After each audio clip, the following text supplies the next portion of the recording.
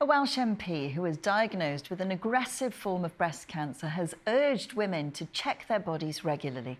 After 7 months of treatment, Claire Hughes, who represents Bangor Aberconwy, is now cancer-free. She's been speaking to our reporter, Chris Dearden.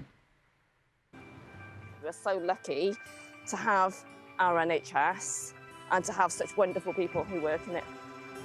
Walking on the beach and in the Carneddau Mountains near her home in Llanfyfechan, Claire Hughes MP has made this video about her recent fight against cancer and says getting outside was a big part of helping her cope. I mean, what really helped me not to kind of spiral and not to panic was, again, the support of my family, the support of my friends, being able to just go out here and go walking. I mean, I actually think that being able to be physically active also really helped my mental health as well, because it just did make me feel better. And, you know, the fact that I was going out and I was able to just stay physically active really did make a big difference. But yeah, there were absolutely moments, and the messages of support and encouragement that I had from so many people really made a massive difference as well. Claire Diane Hughes is hereby duly elected.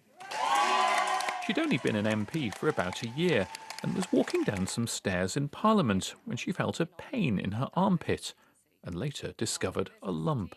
So I did put off going to the GP for quite a while just because I was very relaxed about the whole thing, and I thought I'll go at recess, I'll wait until I'm not so busy. So I went to the GP. They said, well, it does look like it's something that warrants further investigation. Sent me to the rapid assessment breast care clinic in Ysbyty Gwynedd. Obviously I had to wait a week for the results, but I came out of that room thinking, oh no, I've got cancer. I just felt straight away from their faces. That's when it really hit. And when it was confirmed, the news was worse. She had triple-negative breast cancer, a rarer and more aggressive form of the disease.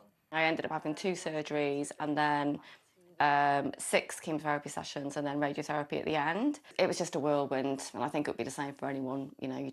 Life's turned upside down overnight. The main message I'd like people to take away is check yourself and do it regularly. I should have done. Absolutely, I did not take it seriously enough. So check yourself, do it regularly. If you do see something that's changed or anything you notice is different, just go see your GP. And she's now back working in Westminster, though she jokes she still doesn't have as much hair as this time last year.